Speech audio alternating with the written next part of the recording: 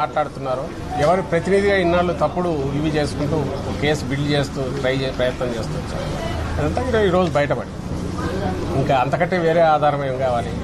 ఆమె దానికి మాట్లాడిన వాటిలో ఎలాంటి వాస్తవం లేదనడానికి, అవన్నీ చంద్రబాబు పలికించే చిలక పలుకులు అనడానికి ఇంతకంటే ఏం ఆధారం కావాలి?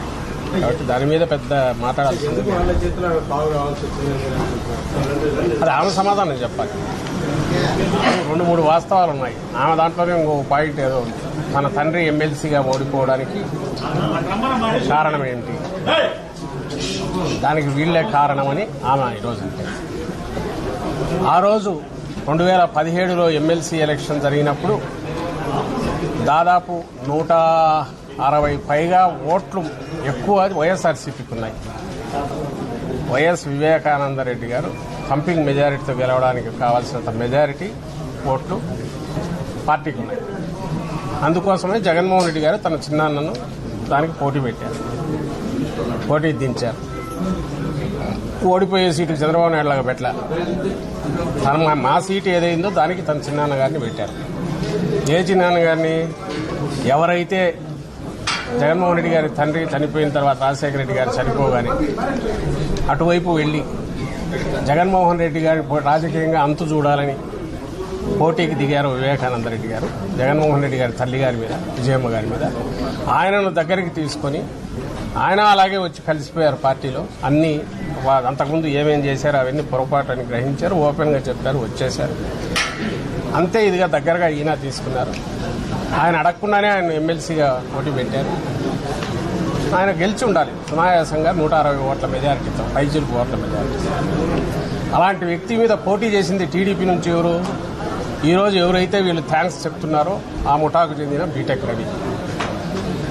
అతను గెలిచి తన తండ్రి ఓడిపోయినందుకు కుట్ర అంటూ పన్నితే ఎవరు పన్నిండాలి? బీటెక్ రవి కానీ, లేకపోతే అప్పుడు మా దగ్గర నుంచి ఫిరాయించి అవతల ఉండి మంత్రిగా ఉన్న ఆదినారాయణ రెడ్డి కానీ చేశారు. వాళ్లను సహజంగానే వాళ్లకు అవకాశం ఎక్కువ ఉంది వివేకానంద రెడ్డి మీద ఏదన్నా ఇది ఉండడానికి. వివేకానంద రెడ్డి గారి కోపం ఉంటే వాళ్ళ మీద ఉంది. అందుకోసమే ఆయన ఎన్నికల్లో 2019 ఎన్నికల్లో అవినాష్ రెడ్డి గారి తరఫున అవిశ్రాంతంగా ప్రచారం చేస్తున్నారు. ఓ పార్టీ సీనియర్ నాయకుడు ఎట్టున్నారో అటు చేస్తున్నారు. అలాంటి వ్యక్తి మీద ఎవరైతే హత్య కారణమై ఉండడానికి అవకాశం ఉందో బీటెక్ రవి కానీ, ఆ పార్టీకి చెందిన ఎవరైతే ఓడించిన చంద్రబాబు కానీ వాళ్ళకు అవకాశం ఉంది. వాళ్ళు కాదు ఇంట్లో వాళ్ళే అని ఈమె సంవత్సరం తర్వాతనో ఎప్పుడో ప్లేట్ ఫిరాయించి వాళ్లతోనే జట్టు కట్టి ఇన్నాళ్లుగా యుద్ధం చేస్తూ ఈరోజు వాళ్లకు థ్యాంక్స్ చెప్తూ ఓటు వేయద్దని పొలిటికల్ నినాదం కూడా తీసుకోవడంలోనే ముందు నుంచి ఎలాగ కుట్రపూరితంగా జరుగుతూ వచ్చిందో అక్కడే అర్థమవుతుంది. రెండవది, కేసు ఆ రోజు మర్డర్ జరిగింది మార్చి 15 అనుకుంటా, నాకు గుర్తుంది. తరువాత మే 30 వరకు కూడా ఆ ప్రభుత్వమే ఉంది.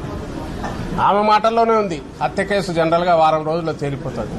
మరి ఎందుకు తేల్చాలి చంద్రబాబు నాయుడు? ఈయన మిత్రుడే కదా. ఎవరికైతే థ్యాంక్స్ చెప్తుందో ఆయనే కదా ఆ రోజు అధికారంలో ఉన్నది. ఆ రోజు అధికారంలో ఉన్న చంద్రబాబు నాయుడు ప్రభుత్వము తర్వాత ఏప్రిల్ మే అంటే దాదాపు 2-2.5 నెలలు ఆ ప్రభుత్వమే ఉన్నప్పుడు ఆలోగా ఇన్వెస్టిగేషన్ పూర్తి చేసి ఎందుకు కేసును ఒక లాజికల్ ఎందుకు పుష్ చేయలేదు, కంక్లూడ్ చేయలేకపోయింది? దానికి ఆన్సర్ ఇవ్వాల్సింది చంద్రబాబు నాయుడు. అడగాల్సింది ఆమె. తలా తోక లేకుండా తల చెడిపోయి ఏం మాట్లాడుతున్నామో తెలియకుండా మాట్లాడుతున్నదైతే కాదు.